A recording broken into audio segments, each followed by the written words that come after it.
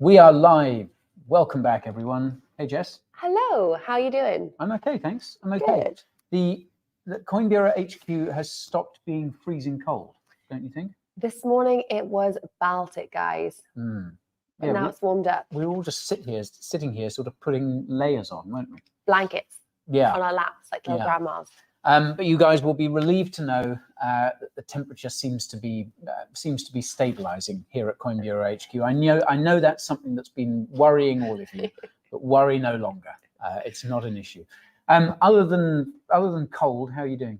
Well, it's a little bit of a calm week in the markets. Yeah. I actually asked ChatGPT. I said, "How can I describe the crypto market being calm?" And it gave me a few different analogies. Okay. Do you want to hear some of them? Yep. Hit me with them. Calm like a sloth on a hammock. The crypto is currently calm like a sloth on a hammock.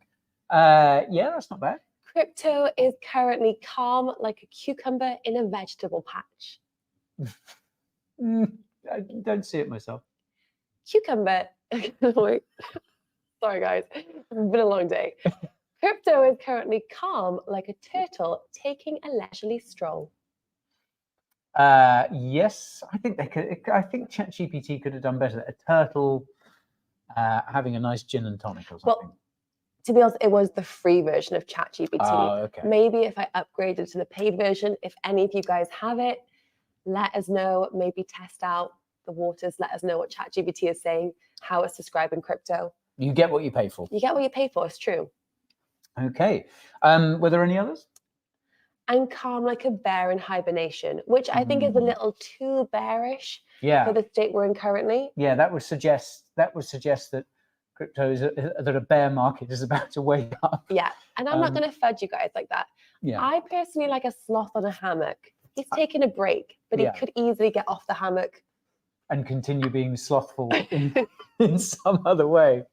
What about crypto is calm like a bull pondering whether to go into a china shop? Nice. I like that. You see, I got that from the paid version of ChatGPT. I paid for my ChatGPT. There we go. Okay, so yes, it's a bit of a quiet news week in crypto, but that won't stop us talking about it for the next, well, sort of half an hour or whatever. We've already got a few people in the comments. Cardano Green obviously got out on an odd side of the bed today because they're quoting Carlos Matos. What's up? I love the connect. Very good. That's very good impression. That was some nice little range you got there. Thank you. Channeling my inner Carlos. It's interesting to hear that again. Cardano, what made you bring that to mind? What brought that to mind for you? Our friend Oxford Row Coach remains in Oxford, hence the name. It's about to succumb to excess rainfall yet again. I mean, that is one of the many downsides of living in the UK, I guess. I thought the UK was. I thought you're supposed to get like record snow there or something this week as well.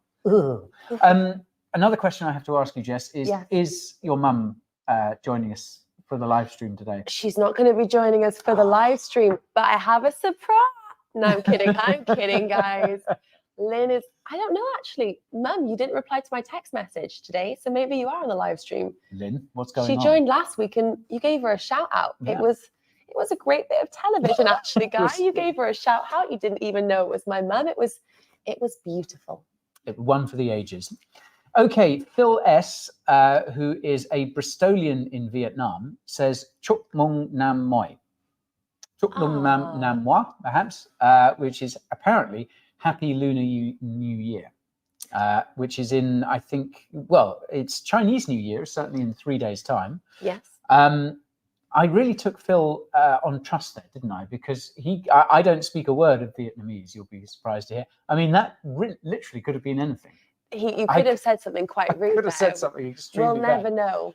Fortunately, Phil, as a Coin Bureau fan, I'm sure that your intentions are only good. So hopefully I haven't just said something absolutely unspeakable in Vietnamese. Anyhow, we are being watched from the likes of Denison, Texas, from Germany, from Japan, Someone is asking a question from Japan. We'll come back to that in a minute. From Vancouver Island, Canada, from the Algarve, from Santiago, Chile, from the back of beyond, Arizona, back of beyond Arizona. They're probably, I mean, that's probably a real place name, isn't it? From Greece, from Chicagoland, from Florida, from South Africa, from Cambodia, from Latvia, again from Denison, Texas, Aotmi from Notts, UK, from Spain, from Melbourne, Australia. Oh, Phil G sent up a crypto analogy. Oh, okay, yes, lovely. Crypto market is calm like a tranquil sea, holding steady amid market waves. That is beautiful, Phil. Thank you. Makes me feel calm and relaxed inside. Red 007 is joining us from Somaliland. Shamai from Wales. Shamai. Shamai. What does Shamai mean? Hello, like hi. Oh, okay. Oh, right. Well, you know, you tune in to learn about crypto, to hear about crypto, and you learn about Welsh. Get a little language lesson on the way. Welsh. Yeah. Calm as a sleeping bull. Nice. I like this. We've got a little bit more energy than ChatGPT, guys. We're a little bit more optimistic. Okay. Yeah. Yeah. ChatGPT is a bit negative, isn't it? Cardano Green is explaining themselves. It's my go-to live stream opener. I joined crypto right before BitConnect collapsed, and you're still here. Well, well done. I actually came to crypto. I first heard about Bitcoin around the time that Mt. Gox was collapsing. Ooh. And I kind of watched all that unfold from the sidelines before deciding to buy. But that was a big, that was my first introduction to it. I was like, what have I stumbled upon here? Yeah. Sorry, Jess, you were going to say something. I was just going to reply to another Welsh person in the chat. I can't stop, guys. I love to see all the messages. It makes me so happy. KT, Prynhawn da from Cardiff.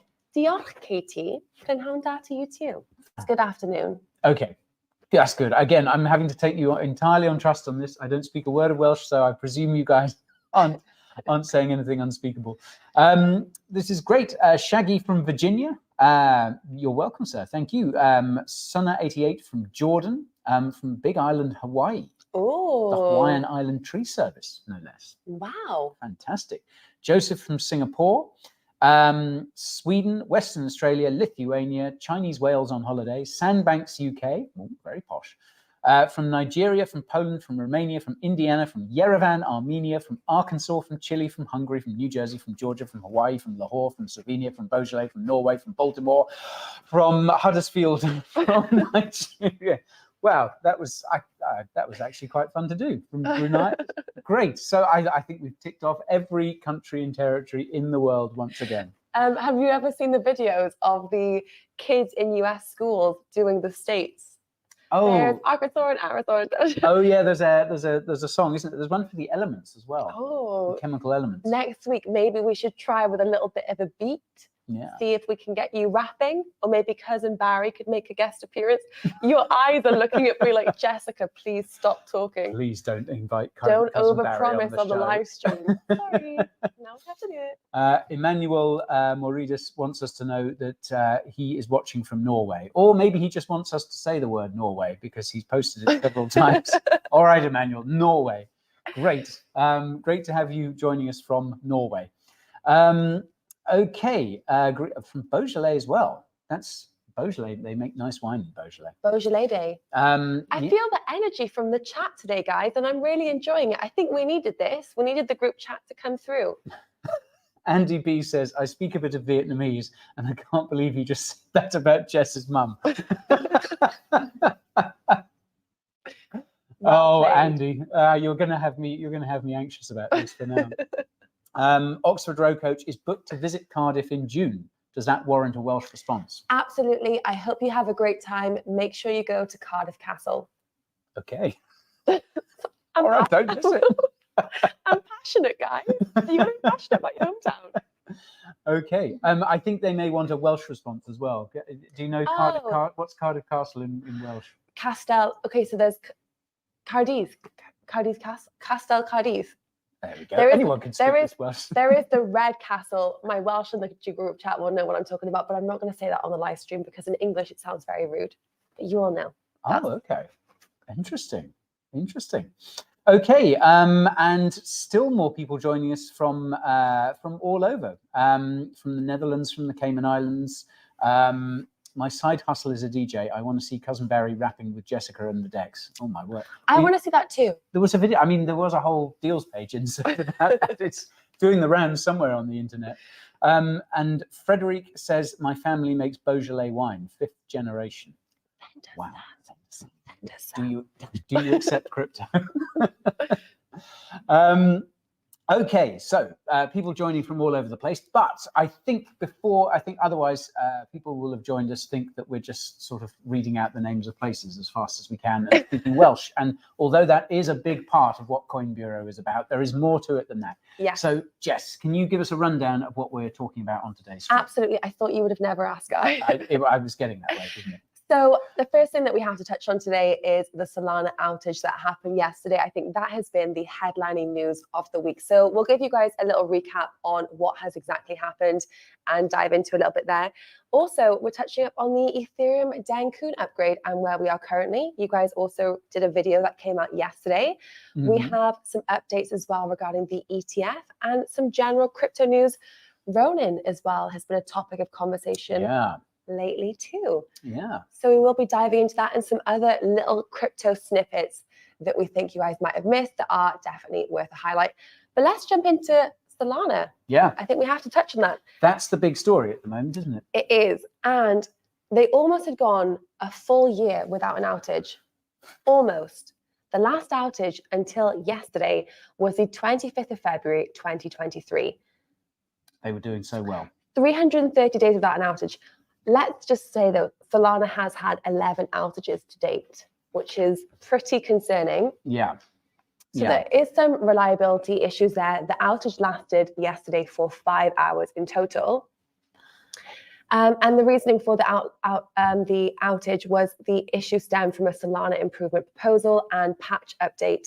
So it was part of the upgrade 0093. So it wasn't that it was congestion on the chain. Right. It wasn't that it was a surge in traffic. It was an upgrade that then caused the outage. Okay. I mean, haven't the Solana devs heard of testnets? I mean, I thought that was what testnets were for. The Ethereum devs must be looking at them going, you know, there must be all of the kind of people going, you know, why are we doing so many test nets for Dencun? Why is it taking so long? And they're just going, well, you saw what happened with Solana yesterday, guys. Yeah. So we also had Matthew Siegel, who is head of digital assets at VanEck, and he was saying that actually the influx in activity could trigger further downtime and impacting future innovation on the Solana network. Not good. Yeah. Not good. So, because as I remember rightly, the last outage, or I think maybe the last few outages, that sort of all came to get, you know, they were all coming thick and fast back in February or, you know, early 2023. Yes. They were more, I think, related to fees, weren't they? Because people were spamming the blockchain because the fees are so low. They were spamming the blockchain with transactions, and that was causing it to fail. Yes. So, I mean, I suppose if you can extract any positives from this, at least it wasn't that again, but that's kind of clutching at straws. I mean, that seems crazy though, that they push an upgrade, but without, and you know, presumably without doing it on a testnet first. I mean, I don't know whether Solana actually has a testnet or not. No, part of an update. So let's see what has come of it. I have reached out to the Solana team to see if they do want to hop on for a little interview so we can pick their brains too and discuss. But there was actually limited price action, because I know we were sitting here at our desks when the news initially came out. We saw that exchanges like Upbit had temporarily halted deposits and withdrawals of Solana just while this was going on. And we had looked down at the price, we were keeping an eye, and I think it fell to lows of $0.92. So it wasn't particularly minimal price action. We saw $3 million in longs liquidated, but since the outage has continued and things are back up and running, Solana's price is pretty much the same as it was just prior to the outage. Wow. I mean, yeah, I guess part of that was, I mean, how do you explain price action like that? Because I think if that happened on another chain, you know, I think you'd see a much bigger sell-off than you would have done. I mean, I have seen some people on Twitter saying, well, there wasn't much selling going on because exchanges stopped, halted. That's a good point. Halted services. So maybe that was part of it. I think as well. I mean, there's probably, even despite that, there's still a lot of demand for Sol at the moment. It's still kind of got that narrative. Yeah. But it is surprising, isn't it, that it didn't crash more. Yes, it is surprising. I think also we are in this situation where we are so close to the Dencun upgrade as well. So what that means for layer 2s on Ethereum, there is no real ideal competition to bounce to at this point, where Ethereum is still very expensive. So we are still waiting for this alternative. And then the likes of, for example, Phantom, which is a wallet on Solana, has been flipping Coinbase for daily App Store downloads. Wow. Yeah. That is, yeah. Okay. Was that recent news? So it came out again today with another kind of top on the App Store, but it was also the 24th of January. And actually, Coin Bureau did a review of the Phantom wallet on Solana in November of last year, which was a very in-depth guide. Phantom is a really good user experience. It's a good wallet, Phantom. Yeah. And obviously, when Solana's working, it's even better. So let's hope they get this sorted out. Morpheus in the comments is saying, "I bet Guy is loving this since he's a salty Solana hater." Where did you get that impression? It's a nice little bit of alliteration there. Salty Solana hater. Yeah. I think you must have been mixed up with someone else. I mean, I'm critical of Solana from time to time, but I mean, I hold some Sol, so I wouldn't call myself a Solana hater. I certainly get accused of hating other blockchains a lot more, which is also untrue. Anyhow, there was one element of the Solana, let's say, ecosystem that came out on Twitter yesterday, which I have to say, although I'm a Sol holder, I was not a fan of. Okay. And maybe you can share your screen, because it was the image that I've got in the final section of our Solana reference. Yes, let me try and put this up, because I mean, this is one of the best things about whenever Solana goes down. There are some absolutely brilliant memes from it, aren't there? So crypto Twitter, crypto X, let's say, doesn't have the same ring as crypto Twitter. No. Does not disappoint. So if you are ever in the market for something which does not slow down on Solana, you can look into the Solana crepes. What do you think? Solana bowling shoes. Has there been a need in the market for it? I mean, I am very fond of bowling, so it would be good to own them for that purpose. Yeah. Wow, Solana's really gone into really leaned into the whole sort of physical presence thing, hasn't it? Solana shoes, Solana phones. 60,000 units of the new mobile has already been pre-ordered for 2025. Wow. Yeah. Well, I mean, that I presume is because people are anticipating a massive airdrop of bonk, the next meme dog token. with hat, or cat with it's probably a great shotgun or whatever it is. Yeah, probably the same for the shoes. That's the only reason they're in circulation. Otherwise, they should not exist. People want Simon J. Stewart wants those shoes. Well, there might be some pairs going at the moment, but who knows? Okay, so not the best of 24 hours for Solana. Yeah, but I mean, it could have been worse. I was a little bit surprised as well that kind of Solana killers, if you like, Aptos, Sui, Say, etc., didn't sort of really pump all that much. I sort of expected Sol to go down more, and the Solana killers to go up. I was very surprised at the lack of momentum in kind of nervous energy that came from this outage. Yeah. Right? I don't know if it's because it was a Tuesday, if because the markets are calm in general, but we didn't see any other layer ones gaining momentum. We didn't see any people push to Ethereum or any of the layer twos on Ethereum. It was just quiet. We mostly just saw a lot of memes, didn't we? And people piling onto the Solana manlets, or whatever they call them. So yeah, well, let's hope it's not a big deal. I mean, you don't want to make too much of a big deal out of it, I guess, but it isn't great. And I do remember saying fairly recently, when Solana was kind of really rallying, that it was great to see it sort of back after its lows. Yeah. but that it really needed to address the technical issues. And although it hadn't had an outage for a long time, you know, that was, you know, still that was always something that needed to be avoided. Now it's had another outage. Can we be sure that there aren't more ahead? And like that is a problem. Yeah. And 1 year on, when arguably the Solana network is years apart from where it was last year when it comes to the ecosystems that are building on Solana too. Yeah. So speaking of people that do testnet, Ethereum Dencun upgrade. So today is the day of the third and final testnet. It is. It Whole is. scheme? Celebratory live stream.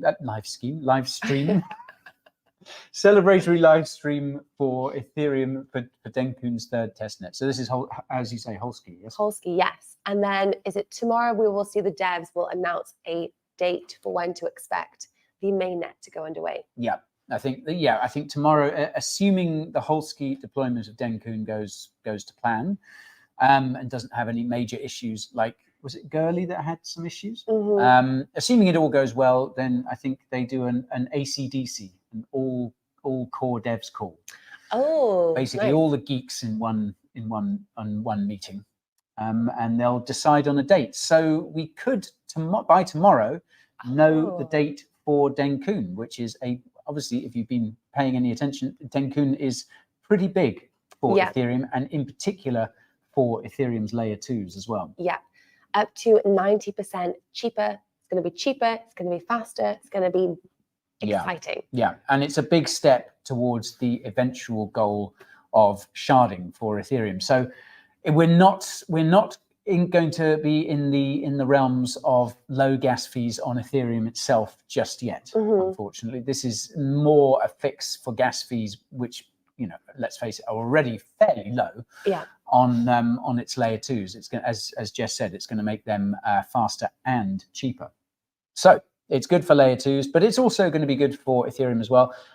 We put out a video about Ethereum, about the Dencun upgrade the main channel. So do check that out if you want the full download and a run through of some of basically Dencun is a collection of, I think it's 9 Ethereum improvement proposals, EIPs, that are being implemented at the same time. And some of them are pretty complex, but we've done our best in that video to sort of break down those EIPs and tell you what they're all about and why they matter. So if you check that video out, I think you should know pretty much all you need to know about the Dencun upgrade. Lovely. Unless you're very hard to please. I would be very curious if Solana does have another outage post Dencun upgrade, if there would be a bigger price implication on Sol and then also layer 2s on Ethereum, if we would finally see that shift in migration, because then layer 2s finally will be competitive enough to be placed against Solana, and if people will finally go, you know what, had enough. Yeah. Move on over. It's very true. And DGen365 does point out, and I think this is an important point to note, because it shows, I think, it underscores people's attitude towards these things. Solana outage still better than paying $35 for failed transactions on Ethereum. Yes. And yeah, I mean, I think there's a lot to be said for that. And, when it comes to it, what do people care about most? I think first and foremost, people want cheap transactions. They don't want to be paying $35 a transaction like you do on Ethereum. And I mean, transactions on Bitcoin are still pretty expensive at the moment because of ordinals. And it's not even just that they don't want to, it's that most people that are using crypto, and if crypto is used how it's intended to be used, is that they cannot justify it. It's not justifiable to pay these gas fees. Yeah. Shall I point out something extremely disturbing? Go on. Our view count is currently 666.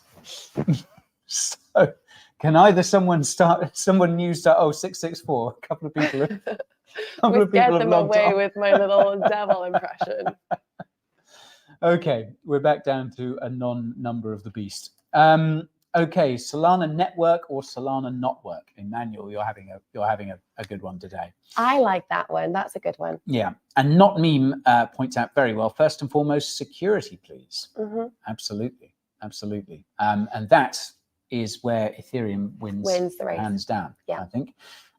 So we complain about gas fees, and the Ethereum devs are working towards that. I think low gas fees on Ethereum are still still a way over the horizon, but yeah, security is the most important thing first and foremost. Okay, cool. What's next? What are we going to talk about now? Let's do some Bitcoin bullish news. Okay. Big Bag, Michael Saylor, and little old MicroStrategy. Micro? What is happening to us today? Sorry, guys. MicroStrategy, the sister company? MicroStrategy. I don't know what that was. We're just going to pretend that didn't happen. Okay. Just guess. All right, let me guess. It's a MicroStrategy and Michael Saylor story. Have they been buying more Bitcoin? How did you know? Wow. Do you want to guess how much? How much? Okay, so what? How much in dollars worth? Let's do how much Bitcoin MicroStrategy acquired. Okay, I'm going to say they acquired. They don't go for half measures, do they? I'm going to say they acquired 1,000. They bought 1,000 BTC. Close, 850 BTC. Okay. In the month of January for $37.2 million. Wow. So currently, MicroStrategy holds around 190,000 Bitcoin. Wow. MicroStrategy owns more Bitcoin than all of the 9 newly launched spot Bitcoin ETFs combined. Wow. Nearly 1% of all BTC in circulation.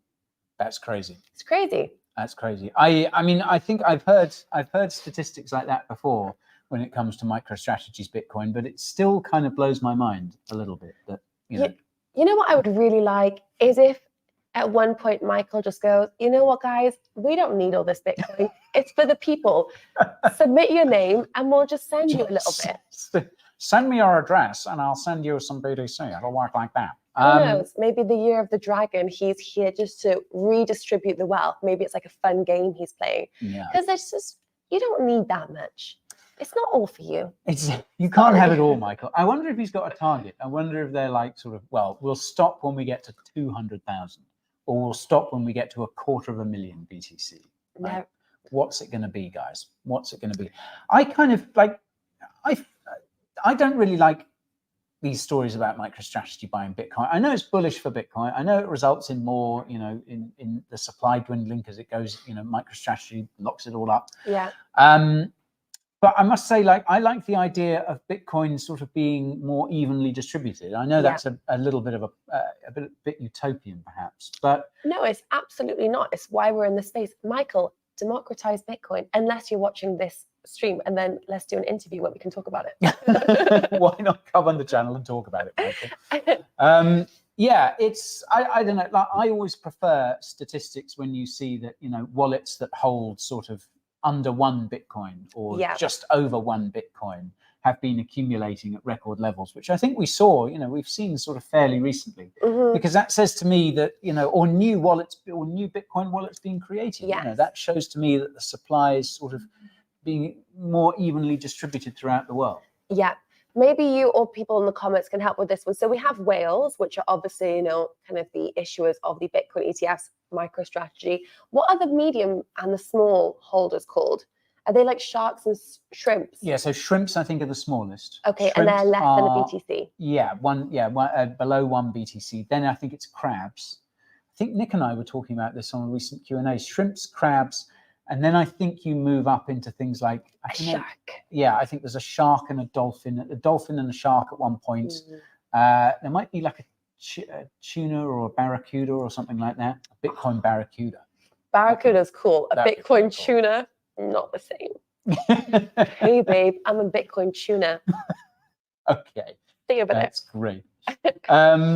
Yeah. It's it's hardly news anymore. MicroStrategy and Michael Saylor buying more Bitcoin, but you know, hats off to them, I suppose. Yeah, I just can't wait for the day that the news breaks of how he's going to redistribute this Bitcoin. Yeah, Bitcoin schools around the world giving Bitcoin to the masses, and I'm really hoping this is something we see on our cryptocurrency calendar for 2024. Yeah, maybe that's a little too peace love from me, but we've got to try, you know. Yeah. So, I mean, maybe Michael Saylor could become the sort of new Bitcoin Jesus.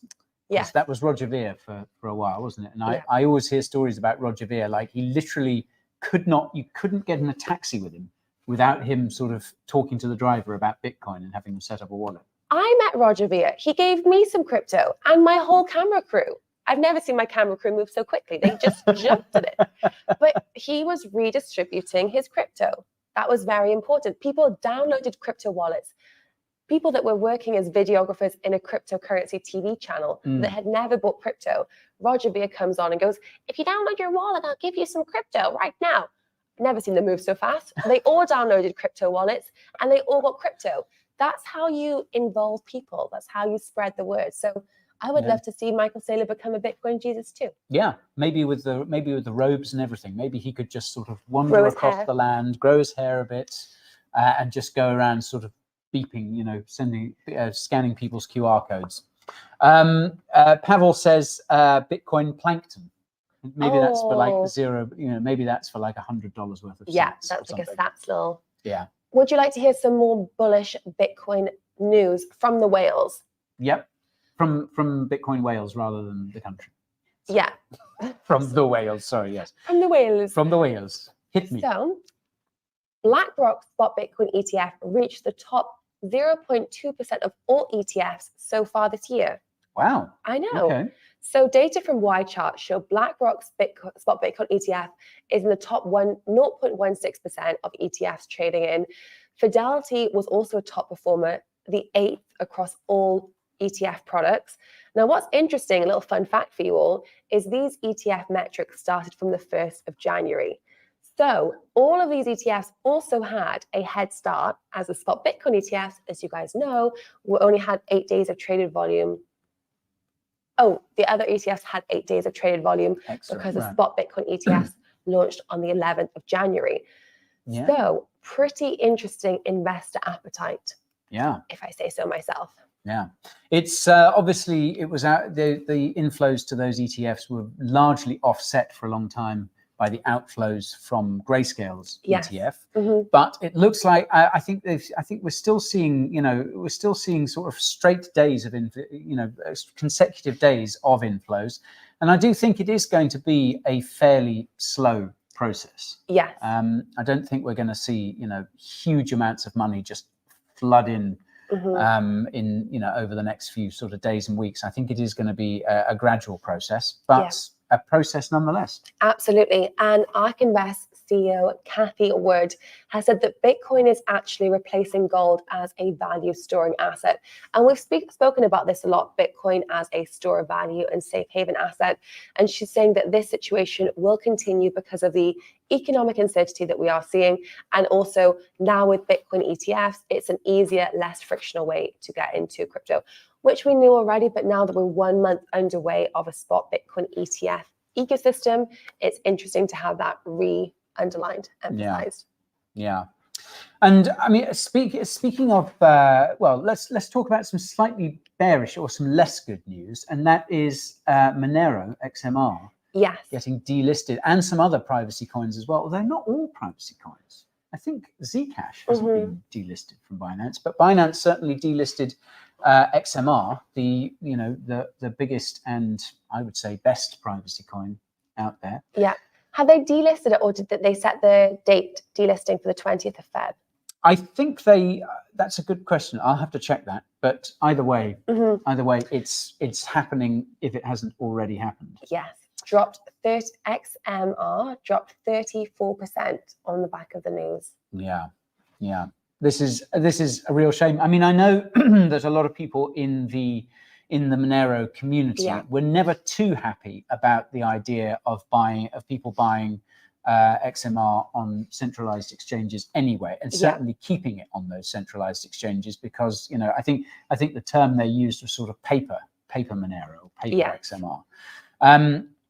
And yeah, I mean, owning a privacy coin but then entrusting it to, you know, leaving it on an exchange is, you know, kind of, it's not really the point. But yeah, so this is a big shame. I think Binance and obviously other exchanges as well, this is because of regulatory pressure. Because they're trying to, you know, show that they're compliant and what have you. Governments and regulators don't like privacy coins, especially the likes of Monero, because the tech there is so incredible that they still haven't been able to crack it. So yeah, it's a real shame. Sad to see. It is. And I think just to go along with what you've said is that Binance right now is obviously working really hard just to reestablish that reputation as being regulatory friendly amid everything that is going on. And getting rid of Monero and delisting is the essential move forward then for the next steps for Binance, the exchange. Yep. Yep. I think it's, I'm not sure. I can't remember whether other exchanges were doing it as well. But I remember, I think privacy coins have been, you know, sort of haram, if you like, in places like South Korea. I remember South Korean exchanges were forced to delist Litecoin. Was it last year or the year before? Because Litecoin underwent an update, the Mimblewimble update, which sort of put privacy features on Litecoin, and it was delisted in South Korea as a result. So yeah, I'm afraid we're probably going to see more of this sort of stuff. Yeah. Okay, what's next? Well, speaking of Binance and some updates, so obviously we had the Ronin listing, which came out this week, and this was a kind of big talking point. We saw that Ronin's value was really kind of exponential. It's one of the top gainers, 15% gain, and then the value dropped pretty significantly after it was listed on Binance. There was a drop of nearly 30% in 24 hours, which is pretty significant indeed. And social volume in the build-up to the Ronin listing was 254% up. Traded volume hit $80 million, and daily active addresses increased a 5-fold comparing to December. But all of this volatility did lead to some speculation to do with actually insider trading from Binance. Right. So yeah, the co-founder Yi actually announced a $5 million bounty for information that could result in any of the intel if anything had happened within the Binance team. Wow. It's sad to say, because I don't know if a lot of you follow. There are things on Twitter and elsewhere that you can follow that kind of tell you about exchange listings. I think I think the Twitter account that I'm thinking of, I think, is called Exchange Listing Bot. Let me just look that up whilst I talk. But yeah, you know, you can sort of follow these things, but I guess it's one of those things. It's like, if you've heard about it, it's quite often it's already happened. And unfortunately, a lot of this comes down to basically insiders having the scoop way before anyone else, and front running the rest of the market. And unfortunately, that's, I mean, I think this is a good step by Binance to, I mean, that's a hefty bounty. I really think Binance is kind of clearly working on their marketing just to show they are as compliant as possible as well. I think the bounty is a very good example of that, that if there is any bad actors and if there is anything they can do to kind of improve the exchange and move forward, they're absolutely undertaking those. Yeah. So let's see. But yeah, a $5 million bounty for any information is very significant indeed. Yeah. Probably larger than any sort of profits that these people would make. Yeah. So this is the Twitter account, X account, if you insist on calling it that I was talking about, crypto exchange listing bot. This is always an interesting one. Just, you know, even if you're not interested in it, obviously a lot of, shall we say, not particularly valuable cryptos. We've detected that Ric Flair Woo has been listed. Oh my word. Woo! Whoa! Okay, so yeah, I mean, a lot of it is coins that you've never heard of being listed on exchanges that you might not use, but it does often throw up something quite interesting. So it's a good one to follow. But like I say, quite often, if you're hearing about an exchange listing, then you've probably too late. It's probably too late. Yeah, there are a few Telegram groups as well, I think, that tend to give you the heads up about exchange listings too. Okay, so what's next? What are we going to talk about? We also have some news from Hedera. So, as you know, in the Middle East, Saudi Arabia is launching NEOM, which is this future city urban development project. And they have been investing a lot into Web3, blockchain, and cryptocurrency firms and also architecture. So Hedera Hashgraph launched a $250 million venture fund focused specifically on Web3 in Saudi Arabia. So they're launching Deep Tech Venture Studio to develop tech solutions for local Saudi companies. And this will last over 5 years in total. And this isn't the first time that we've seen a blockchain or Web3 firm announce an alliance with Saudi. Animoca Brands announced a strategic alliance also earlier this year or late last year. But it's just a pretty significant fund.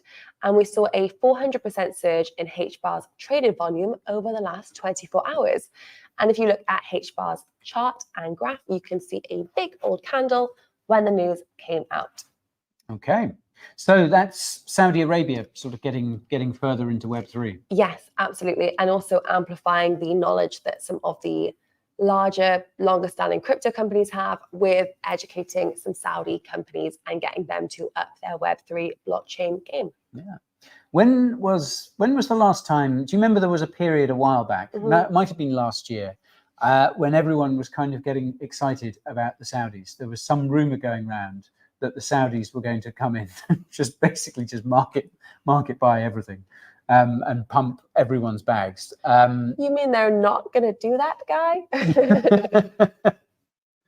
This is, yeah, I think at some point I'm hearing a lot. Obviously, we're here in the UAE. We're not all that far away from Saudi Arabia, and I do hear a lot about crypto and Web3 coming from that direction.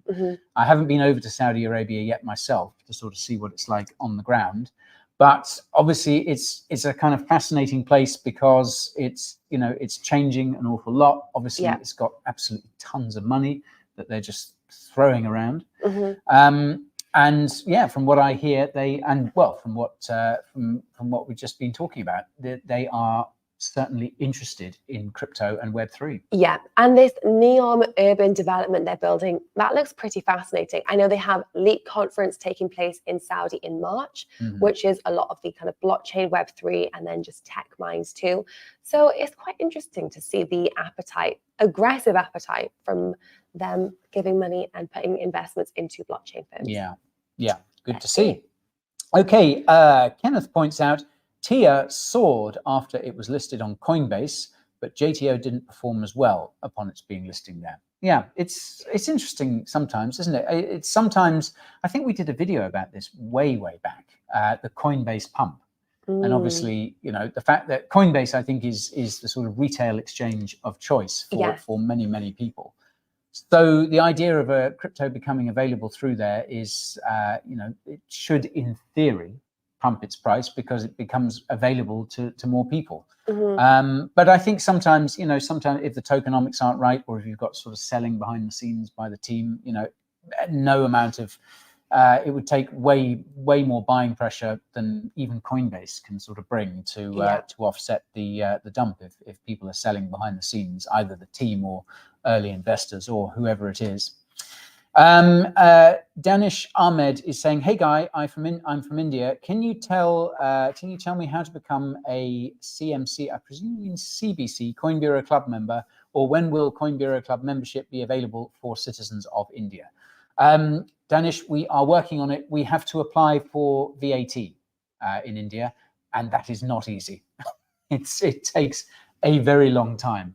So we are working on bringing CBC to India and a few other territories where we can't currently offer it ASAP. So we're working on that, but it's all VAT's fault, and that's the reason why we're not discriminating against anyone. Okay, Jim says Guy looks a little disheveled today. Thanks, Jim. If you follow us on Instagram, you'll know Guy has started doing a Monday food fast, which means he does not eat on Mondays. Yeah. Not to agree with him that you look disheveled, but that might be where he's coming from. Maybe I just look sort of gaunt and hungry. No, I think I don't know. Maybe it's just my hair. Anyhow, I'm glad people are paying attention. Maybe because I'm sat next to Jess with barely a hair out of place, so I'm just looking bad. You're showing me up.